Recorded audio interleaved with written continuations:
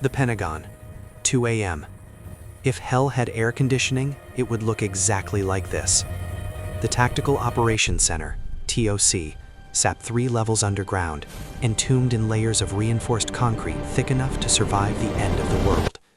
The air carried a very specific smell: ozone from dozens of servers running at full capacity, damp wool from high-ranking uniforms worn too long, and burnt black coffee left too long in thermal flasks. The smell of exhaustion, disguised as artificial alertness.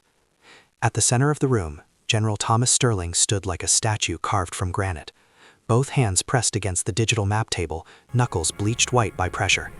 Cold blue light washed over the sharp angles of his 55-year-old face, carving deep lines into the corners of his eyes. 4 silver stars gleamed on his shoulders, distant, unforgiving. "Report?" Sterling growled, his voice echoing through the controlled silence. "And this time, don't tell me we've lost the signal again." The young communications officer, face drained of color, fumbled with his headset.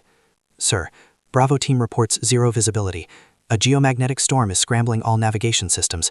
They're stuck at the entrance to Black Canyon."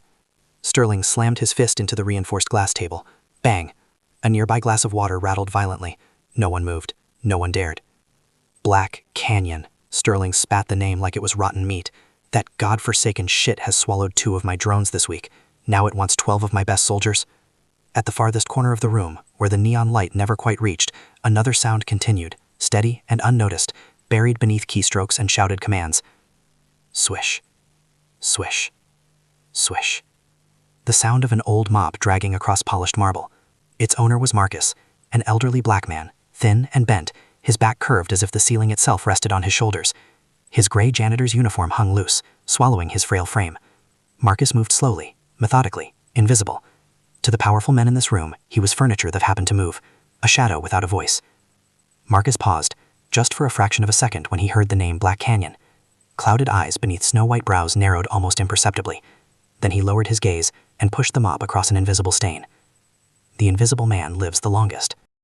"We need to withdraw," a staff colonel spoke up, sounding resigned. "The canyon is a death trap, sir. Vertical cliffs, no foothold, radar disabled. Proceeding is suicide." "I don't need advice from quitters, Colonel," Sterling shouted, spittle flying across the table. "The hostages are on the other side. If we turn back, the mission fails. The reputation of the U.S. military will be buried alongside those terrorists." "Sir," a female voice cut through the thick atmosphere. It wasn't loud, but sharp and cold like metal striking ice. All eyes turned to Brigadier General Alana Hayes. She sat at the end of the table, back straight. At 40, Alana was the only woman and the only black person sitting at this table of power. Her close-cropped hair revealed a delicate but resolute face. She didn't look at Sterling with fear like the others. She looked at him with the calculation of a mathematician. "There is another way," Alana said, swiping her tablet, pushing a thermal image onto the main screen. "My satellite thermal scans detected a slight temperature variance on the north ridge of the canyon. It's faint, but it exists." On the big screen, the 3D terrain map appeared. Black Canyon looked like a giant scar on the earth. Alana stood up, walking toward the screen, her heels clicking decisively. "The main road, where Bravo team is stuck, is an acoustic trap. Echoes will alert the enemy 5 miles out. But to the north," she pointed to a blurry dark streak on the map, "there is a narrow fissure, a 70-degree incline, but it leads straight behind the enemy camp." Sterling narrowed his eyes at the dark streak. Then he laughed, a dry, condescending laugh. "The north slope? Alana, are you joking? That's a sheer cliff. What do you want my men to do, grow wings and fly over it?" "They don't need to fly," Alana retorted, her voice terrifyingly calm. "They need to leave the heavy gear behind. If they drop the Kevlar, the field packs, and carry only sidearms and rope, they can climb it in 3 hours." "Drop the armor?" Sterling glared. "You are suggesting I strip my men naked and throw them into a tiger's den? Is this your thinking, Hayes? Woman's intuition?" The phrase, woman's intuition, dropped into the room like a boulder. A few male officers exchanged glances, smirks flashing across their lips. Alana gripped the edge of the table. She was used to this. She was used to working twice as hard to get half the recognition. "General, this isn't intuition. This is data analysis. And enough." Sterling swiped his hand, accidentally knocking over the glass of water. Crash! The crystal glass shattered on the stone floor. Water and shards sprayed everywhere. Plan A remains, Sterling ordered, not bothering to look down at the mess at his feet. Bravo team attacks head-on. End of discussion. And someone call the janitor to clean this mess up immediately before I slip. Marcus hurriedly pushed the ringer bucket over. He had been waiting. He was always waiting to clean up what others threw away. He bent down, picking up shards of glass with his bare, calloused hands. Sterling stood right over him, continuing to point at the map, treating him like air. Alana slumped back into her chair, eyes burning as she stared into space. She knew Sterling was wrong. She knew those soldiers were walking into their deaths, but she could do nothing against this giant wall of prejudice. "They're going to die," Alana whispered, but in the silent room, the whisper was deafening. Sterling spun around, face red. "What did you just say? Do you dare curse my soldiers?" "She isn't cursing them." A deep, raspy voice resonated from the floor. "She's trying to save them." Everyone froze. They looked around, searching for the source of the voice. No one thought it came from the old janitor kneeling on the ground. Marcus slowly stood up. His joints popped like dry twigs. He no longer held his usual submissive posture. He stood tall, holding the mop, but his stance was that of a man holding a rifle. "What did you say?" Sterling asked, a mix of shock and anger. "Do you dare open your mouth in this war room?" Marcus didn't look at Sterling. He looked straight at Alana. His cloudy eyes suddenly lit up with a strange light, like embers beneath pash. "They call it the devil's spine," Marcus said, his voice echoing, slow, every word embedding itself in the air. "The girl is right. If your soldiers carry 40 pounds of gear on their backs, they will slip at the 50th meter. But if they go light, and go at 3 a.m. when the fog rises from the valley to blind the sentries," he turned to look at Sterling, a gaze that drilled deep into the 4-star general's soul, "then that is the only way to survive that hell." "Security," Sterling screamed, face purple with insult. "Drag this senile old man out immediately."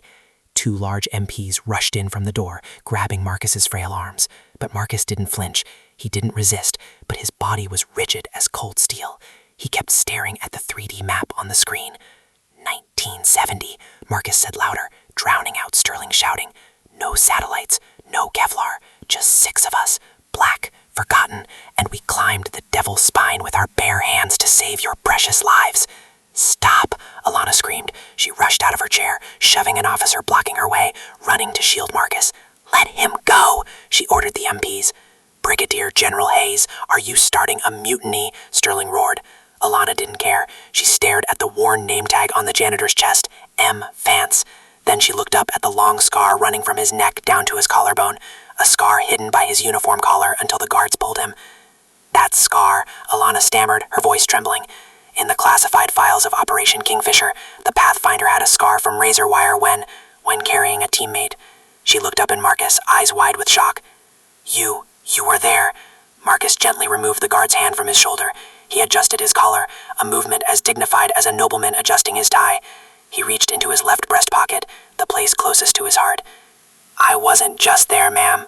Marcus pulled out a battered old Zippo lighter, holding it up to the cold blue light. "I am the only reason the people in this room had the chance to be born." The atmosphere in the war room fell into a state of artificial silence.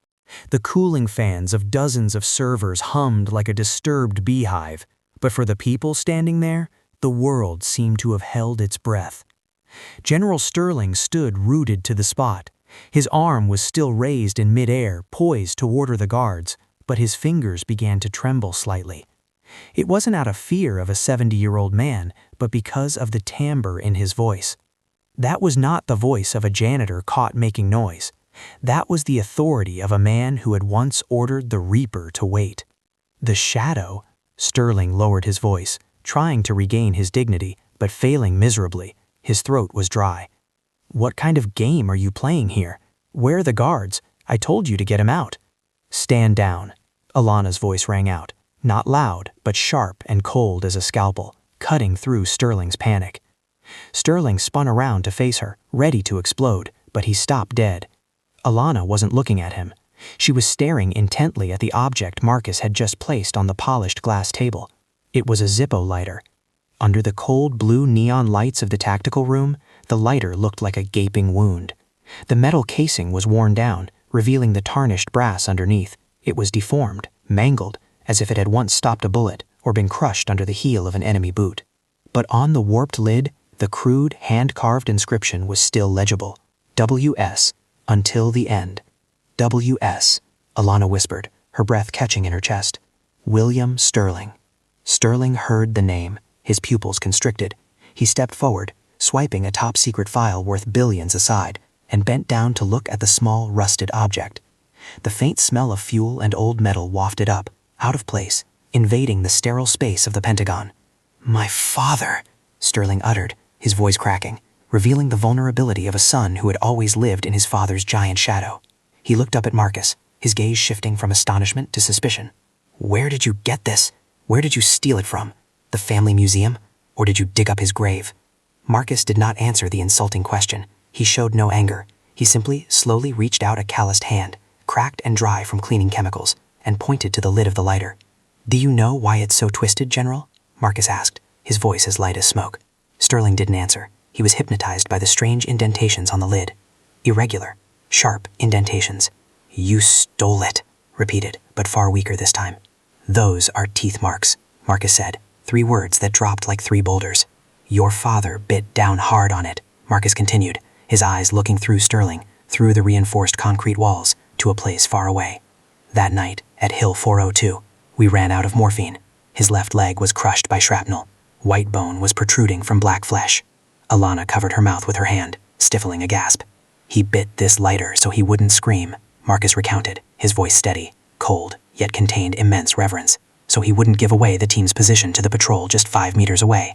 He bit it until his front teeth chipped, grinding this steel casing down rather than letting out a single sound." Marcus paused. He glanced at Alana, a look of acknowledgement for the woman who dared to stand up and protect him. Then he turned back to Sterling, his gaze drilling deep into the soul of the 4-star general. "You look like him, Sterling. You have his nose, but you don't have his ears. William knew how to listen to the jungle. William knew when to be silent to survive. You only hear the sound of your own ambition." Sterling took a step back, his face as pale as a corpse. The story about the teeth marks was never in any file. His father never told it. His mother didn't know. It was a private secret of pain that only those who were there could understand. Sterling's suspicion collapsed, giving way to a vague, uncanny fear. He looked at the old janitor before him. The gray uniform suddenly no longer looked lowly. It looked like camouflage, and beneath that camouflage was a sleeping monster that had just been awakened. "Who are you?" Sterling asked, this time not as an interrogation. It was the question of a lost child asking for a guide. Marcus picked up the lighter. His movements were no longer shaking with age. They were decisive, practiced. His calloused thumb placed on the flint wheel. Clink. The metallic sound rang out crisp and cold. The flame erupted. Not the weak blue flame of a gas stove, but a fierce orange fire, dancing wildly in the cold air of the war room. The pungent smell of Zippo fluid assaulted everyone's nose. "You ask who I am." Marcus stared into the flame. The fire reflected in his cloudy eyes, turning them into 2 deep abysses, filled with memories and burning fire. "Let me tell you about the night this flame was the only light in 10 miles of dark jungle. The night I, a 20-year-old black kid named Ghost, had to carry your father, a noble white officer, on this skinny back." He looked up, glancing past Alana, past Sterling, past the officers who were holding their breath. "You sit here, in this air-conditioned room, looking at blue and red dots on a screen, calling it war. You don't know war." His voice dropped low, echoing like a reverberation from the cliffs of the past. "War doesn't have the blue color of LED screens. War has the brown color of mud, the red color of blood." He brought the flame closer to his face.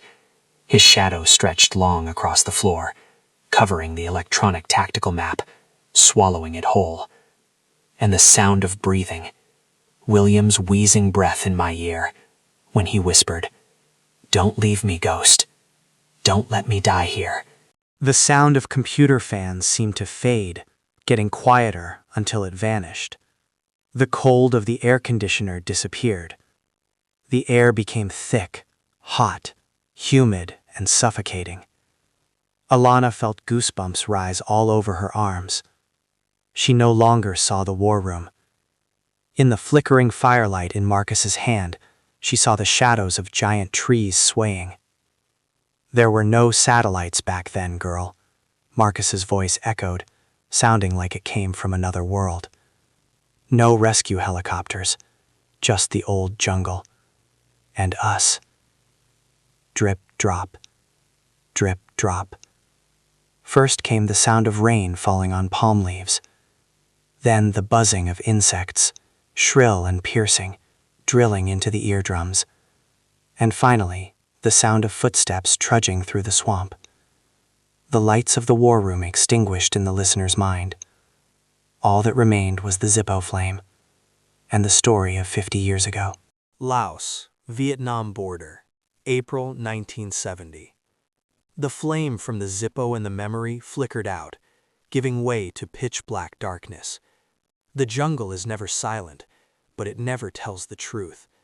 It whispered with the buzzing of mosquitoes, the groaning of rotting leaves underfoot, and the heavy breathing of 6 men lying flat in the black mud. "Ghost," a soft voice whispered in my ear. It was Big T, a giant from Detroit, who could snap a buffalo's neck, but was terrified of spiders. "Do you see what I see?" I, Marcus Vance, at 20 years old, call sign Ghost, squinted through the curtain of rain. Before us was not a barracks, not a target. It was a vertical cliff. It stood towering, pitch black, stabbing into the night sky like a giant knife. "The devil's spine," I whispered, tasting the salt of sweat and the metallic tang of dried blood on my lips. Intel was right. No one is guarding this. "Because no damn lunatic would climb up this way," Jackson, the small comm soldier, grumbled, gripping his worn-out M16 rifle tight. "Except us, the niggers without dog tags." Jackson was right. We had no dog tags, no letters from home in our packs. Before boarding the chopper, a white major in a perfectly pressed uniform had collected them all. He said, "This operation does not exist. If you die, you are deserters. If you are captured, America has never heard your names." We were the Nightshade Squad, 6 black men selected from the ghettos, the poorest farms in America. We weren't chosen because we were the best. We were chosen because we were the cheapest. "Focus," I ordered, my voice hardening. Even though I was only 20, I was the point man. I had the nose of a wild animal. "Target is the prison camp on the other side of the cliff. 3 white intel officers, codename Golden Eagle. Orders are to bring them back, at all costs." "At the cost of our lives," Big T gave a faint smile, teeth flashing white in the dark. "Trading 6 black pawns for 3 white rooks. A profitable deal for the Pentagon." You look at 3D maps and see blue and red lines. Marcus's old voice rang out, superimposed over the image of the past. But that night, we had no maps. We only had hemp rope and daggers. I looked up at the cliff. It was slick, covered in moss and water. The rain began to fall heavier. "Drop all the gear," I ordered. The whole team looked at me, stunned. "Are you crazy, Ghost?" Jackson protested. "Armor? Rations? Reserve ammo?" "This cliff is 70 degrees, I said, starting to unbuckle my 30-kilogram field pack. "Carry that scrap metal and you won't make it halfway before gravity drags you down into the abyss. Either you climb naked or you die at the foot of this mountain." One by one, the soldiers of the Nightshade Squad began to shed their protective shells. Flak jackets thudded into the mud. Helmets rolled away. Precious cans of Spam were discarded. Finally, 6 men stood there, left with only their soaking wet fatigue uniforms, a dagger tucked in their belt, a coil of rope across their chest, and a rifle on their back. We were naked before nature, naked before death. "Listen," I looked into the eyes of each teammate. Big T, Jackson, Preacher, Ray, and Little John, brothers of the same skin color. sharing the same erased fate. No one makes a sound. If you slip, don't scream. Don't pull the others down. Cut the rope. A silence descended. It was the cruelest rule. Die in silence.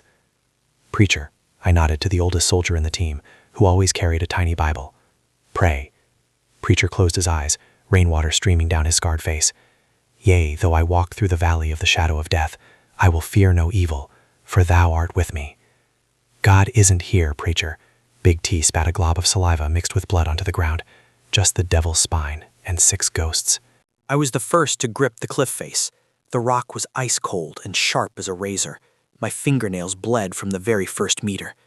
"Follow my footsteps," I whispered down below. We began to climb. 10 meters, 20 meters. Big T's gasping breath right below my feet sounded like a blacksmith's bellows. The rain lashed against our faces, stinging. Darkness swallowed everything, leaving only the sensation of pain and 10 fingertips clinging to every tiny crevice. At the 50th meter, disaster struck. Crack. A rock ledge under Ray, the 4th climber, crumbled. His entire body slid down. Ray didn't scream. He remembered the order. He bit his lip until it bled, hands flailing in the void. The rope connecting Ray and Preacher went taut like a guitar string. Preacher was yanked violently, his face slamming into the cliff, blood gushing from his nose. But Preacher didn't let go. He dug his fingers into the rock crevices, straining to bear the weight of 2 men hanging over the abyss. "Don't. Cut." Ray wheezed from below, eyes wide with terror staring into the black void. I looked down. In a jagged flash of lightning tearing across the sky, I saw Preacher's face distorted in agony. He was holding Ray with the last of his strength, while the hemp rope chafed, cutting into his shoulder, drawing blood. Not modern equipment, but blood and sheer grit kept us on that cliff. "Pull him up," I hissed through my teeth, and together with Big T, I rappelled down to assist. In that life-or-death moment, amidst the thunder and rain, we weren't fighting for the flag. We weren't fighting for the president. We fought so that no brother would fall into that endless darkness. Quick cut back to the present, the war room. Marcus stopped speaking. The entire room was dead silent. No one dared to breathe loud. Alana looked down at the old man's hands resting on the table. Marcus's 10 fingertips had no nails. They were deformed, flattened, as if they had been crushed and healed in a twisted way. Now she understood why. That was the price of the devil's spine. "It took us 4 hours to climb those 200 meters, Marcus said, his voice dry, devoid of emotion. When we reached the top, I couldn't feel my fingertips anymore, but we were there, right behind the enemy's back, while those sentries pointed their guns at the main road waiting for an attack that would never come." He turned to Sterling, his eyes sharp and cold. "That is how the Black Pawns make their move, General. We take the paths that rooks and knights cannot take." The mountaintop was unnaturally quiet.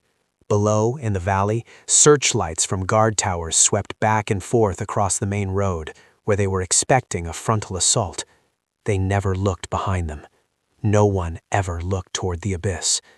I gave the hand signal. Silence. Spread out. Knives. The 6 of us crawled forward like striped snakes over damp earth. No gunfire. No explosions. Just the soft, wet thump as Big T's blade slid into the throat of a guard who had been nodding off at the edge of the camp. He never made a sound, just a gurgle in his throat, before his body went limp. We found the prison at the center of the compound. It wasn't a prison. It was a set of tiger cages, bamboo frames reinforced with barbed spikes, so low a man couldn't stand upright, so narrow he couldn't stretch his legs. Inside those cages were 3 golden eagles, the code name for captured U.S. intelligence officers.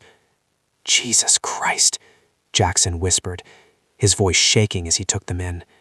They barely looked human, clothes torn and stiff with blood and mud, skins stretched tight over bone.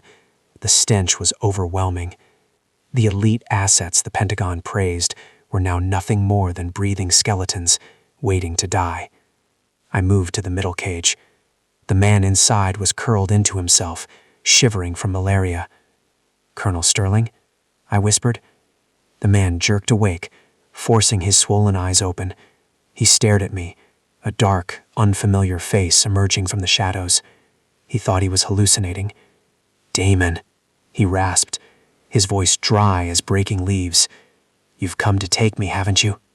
"Not yet, Colonel," I said, snapping the bolt cutters shut on the lock. Clack. "I'm Ghost, and I'm here to take you home."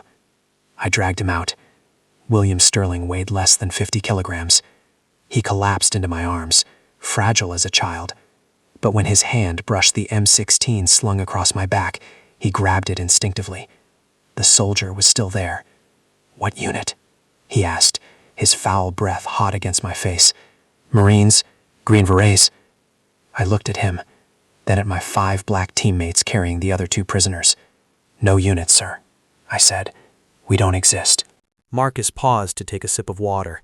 The room was utterly silent. General Sterling sat slumped in his chair, gripping a Zippo lighter so tightly his knuckles had gone white. He was hearing about his father, not the heroic escape story he'd grown up with, but the reality of the tiger cage his father had never described. "We got them out clean," Marcus continued, his voice darker now, heavy with regret. "We should have vanished like ghosts, but war always finds a way to mock you."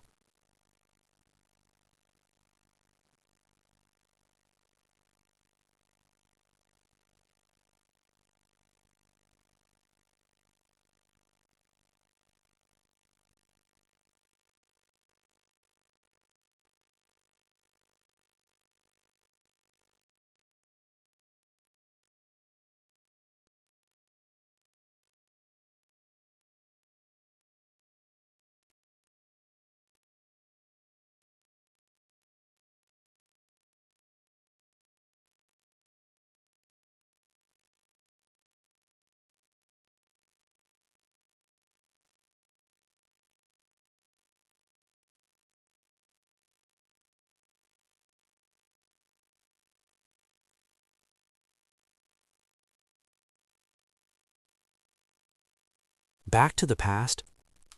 Click. The sound came from beneath Little John's foot. Time slowed. I turned and screamed, "Mine!" Boom! The explosion ripped the night apart. Little John disappeared in a cloud of fire and dirt. The 2 prisoners beside him were thrown through the air. Alarm! Sirens wailed across the camp. Floodlights snapped on. AK-47s began chattering from the towers. "Run!" I shouted, hoisting William Sterling onto my shoulder. "Rally point! Move!" We didn't get far. A mortar round landed beside us. The shockwave hurled both of us into the underbrush. I dragged myself up, ears ringing, and turned back. "My leg! Oh God, my leg!" Colonel William Sterling, the Iron Man of the U.S. military, was screaming. Shrapnel had torn through his left calf. White bone jutted out from shredded flesh. Blood sprayed in arcs. His screams would get us all killed. They were guiding the enemy straight to us. "Quiet!" I lunged forward, pinning him to the ground. "You have to be quiet, William!" But the pain was unbearable. He thrashed, eyes rolled back, mouth opening to scream again. I had no choice. I reached into his pocket and pulled out his Zippo lighter, the one that had fallen when we ran. "Bite this!" I roared, shoving it into his mouth. "Bite it!" He clamped down. Crack, teeth against metal. Crunch! The steel casing warped under the force of his jaw. He stared at me, eyes wide, sweat and tears mixing with mud. He ground his pain into that piece of metal, swallowing the scream whole. Only muffled animal sounds escaped his throat. Rounds snapped overhead. Big T and Jackson fired wildly, holding the enemy back. "I'll carry you," I whispered into his ear, tightening the tourniquet on his thigh. "You hear me? I am your legs now, but you keep biting that lighter. If you let go, we both die." He nodded weakly. In the flash of explosions, I saw the engraving on the Zippo. "Until the end." "Let's move." I hoisted him onto my back. Hot blood soaked my shoulder, my skin mixing with my own. In that moment, we were no longer black or white, not enlisted or officer. We were one creature, 2 heads, 4 arms, 3 legs, crawling out of hell. Back to the present, war room. Sterling stared at the lighter in his hand. The distorted bite marks, once a mystery, now played like a horror film in his mind. He felt his father's pain, and he felt the weight of the man sitting before him. This man, this old janitor, he had carried Sterling's entire world on his back. "You carried him," Sterling whispered. "How far?" Marcus looked down at his crippled legs, the cheap prosthetic hidden beneath his uniform pants. 3 days, General," he said quietly. 3 days and 2 nights, 10 miles through jungle. Then he looked up. His eyes hardened. But that wasn't the heaviest thing we carried. The heaviest thing was the order we received at the rally point. Alpha Rally Point, 5 a.m.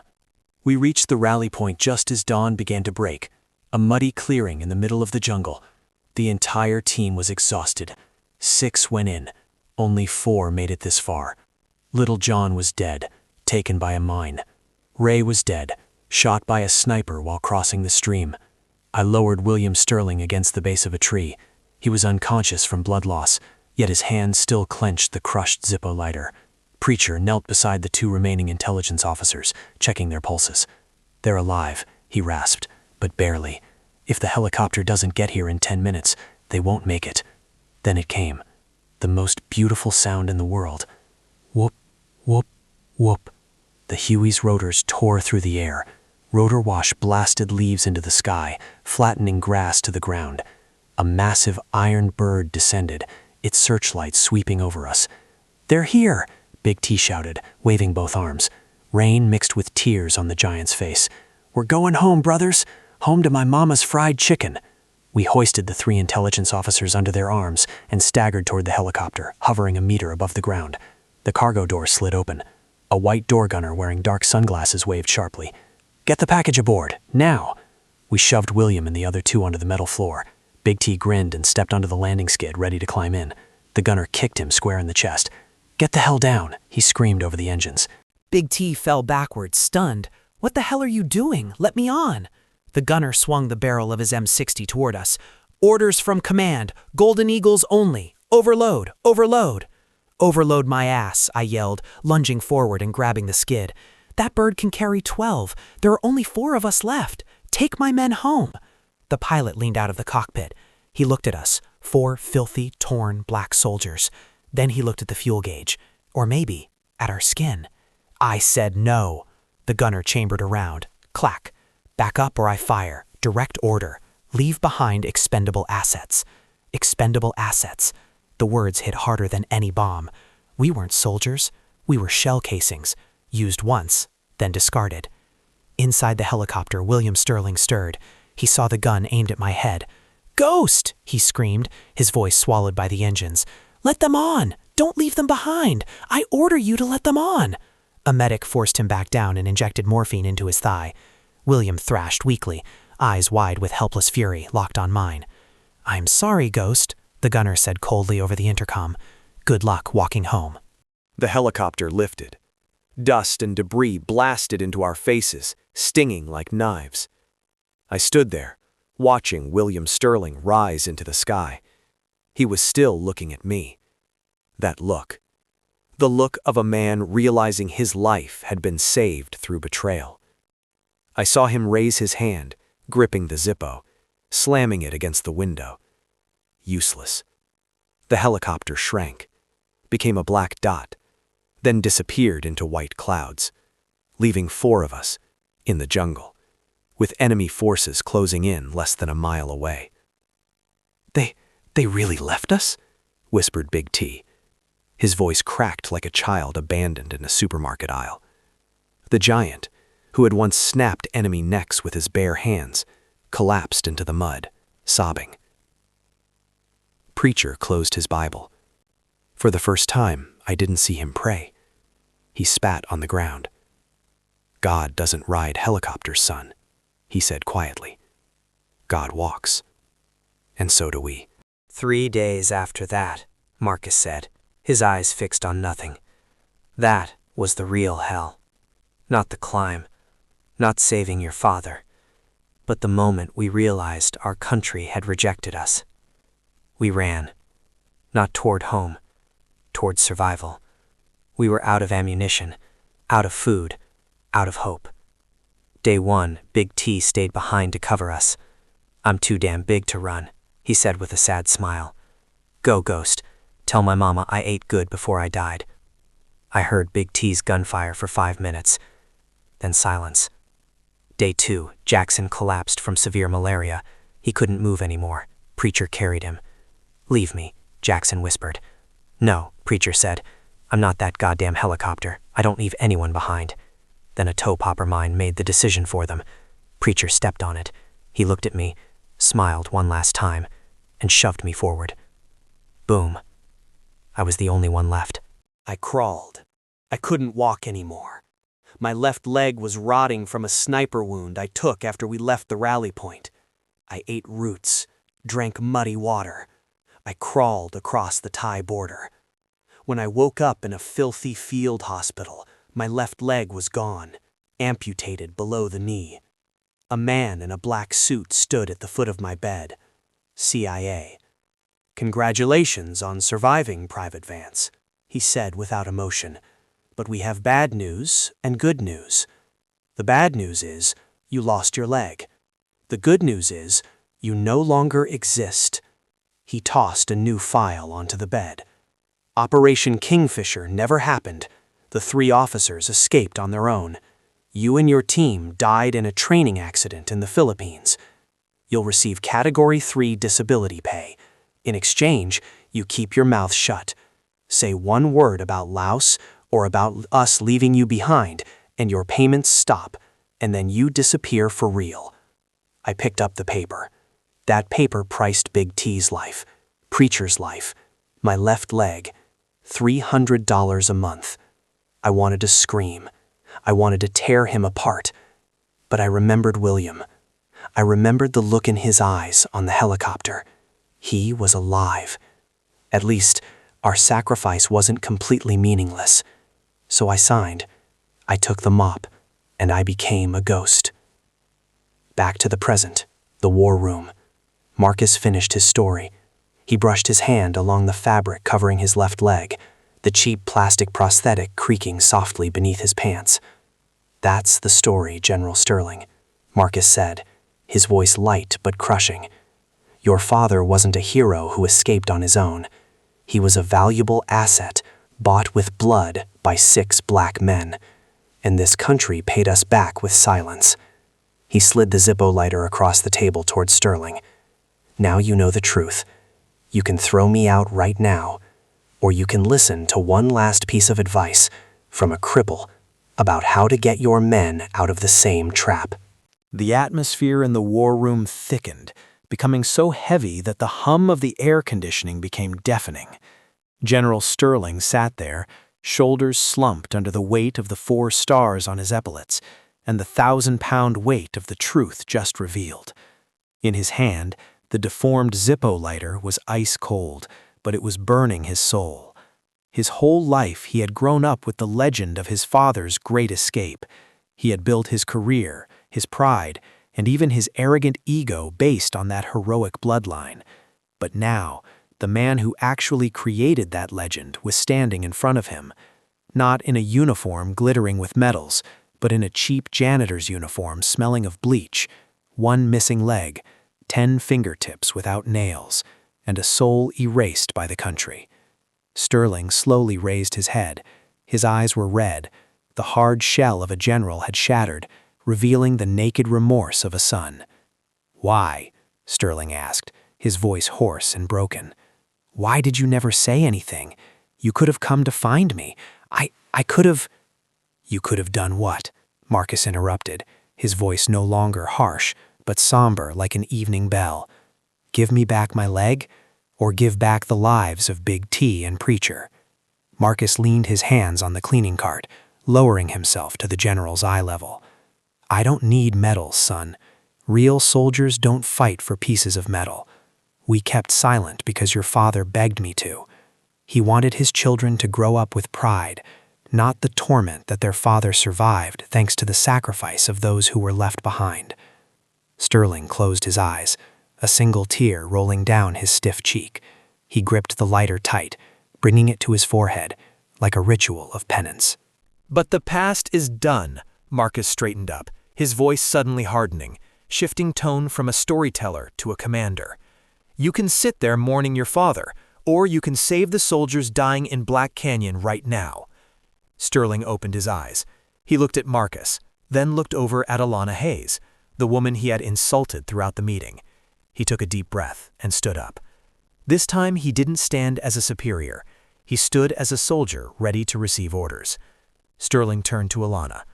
"Brigadier General Hayes." Alana was startled, standing at attention. "Here, sir."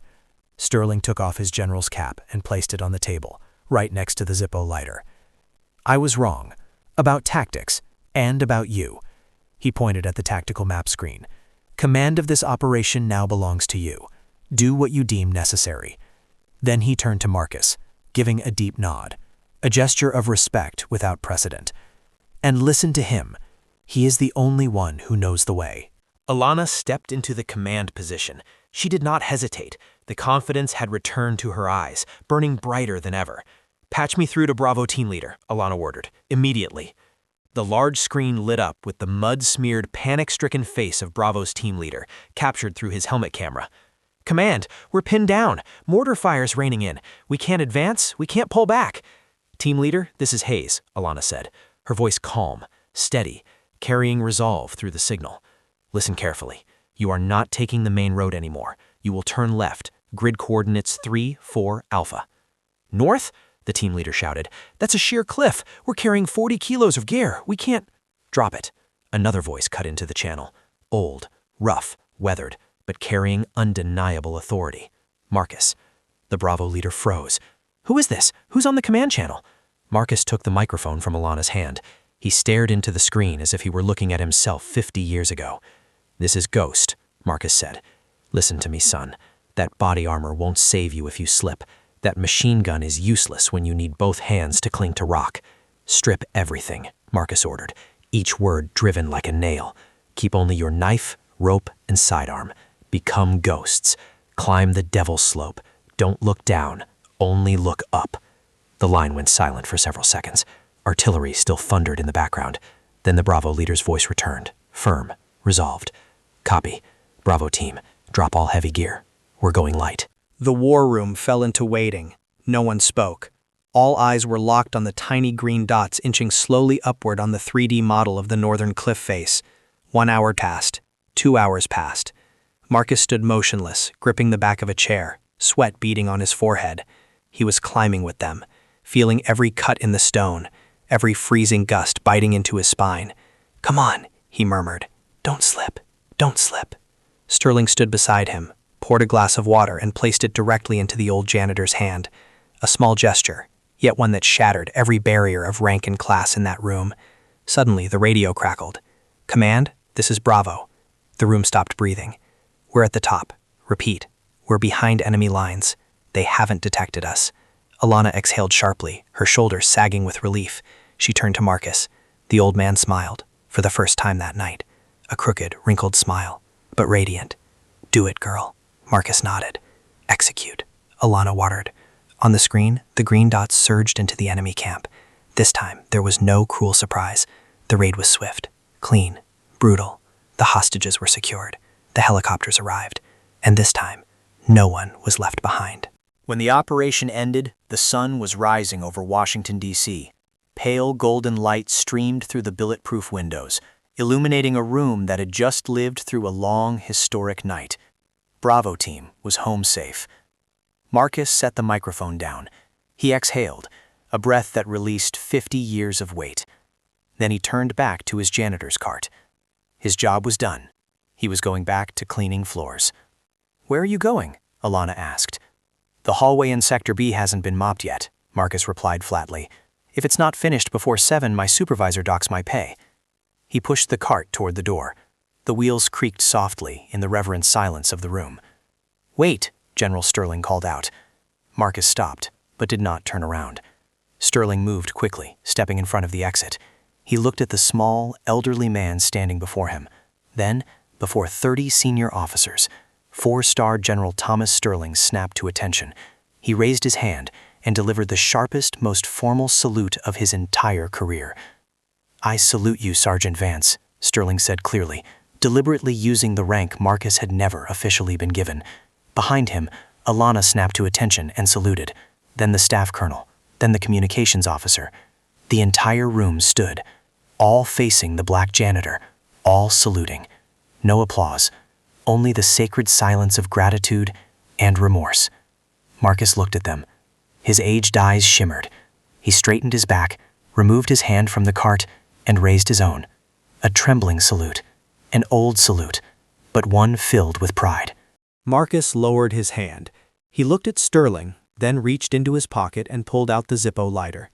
"Take it," Marcus said, pressing it into Sterling's hand. "It was your father's. Now it's back where it belongs. Sterling closed his fingers around the lighter, still warm from Marcus's hand. "Thank you," he said. I'll restore your records. Pension, medals, recognition, you'll have it all." Marcus shook his head gently and turned to Alana Hayes. "I don't need those things," he said softly. "I'm old, General. I only ask one thing." He pointed at Alana. "Don't let her become a ghost like me. Let her fly. She has the wings of an eagle." With that, Marcus Van gripped the handle of his cart and returned to his work. Swish, swish, swish. The mop moved steadily across the floor. The man who had just saved an entire special operations unit, who had taught the general staff a lesson in tactics and character, bent down and carefully wiped away a small stain on the marble. General Sterling watched his hunched figure disappear through the doorway. He turned to Alana, placing the Zippo lighter on the table beside the tactical map. "Brigadier General Hayes," Sterling said with deep respect, "prepare your promotion file, and find me the records of the Night Shadow unit. We have a history to rewrite." Alana looked at the lighter. On its flame, engraved with the words "Until the End," she thought she saw Marcus's smile. "Yes, sir." Out in the hallway, the morning sun bathed the old janitor in light. He was no longer invisible. His shadow stretched long across the marble floor, vast and powerful, like the shadow of a giant.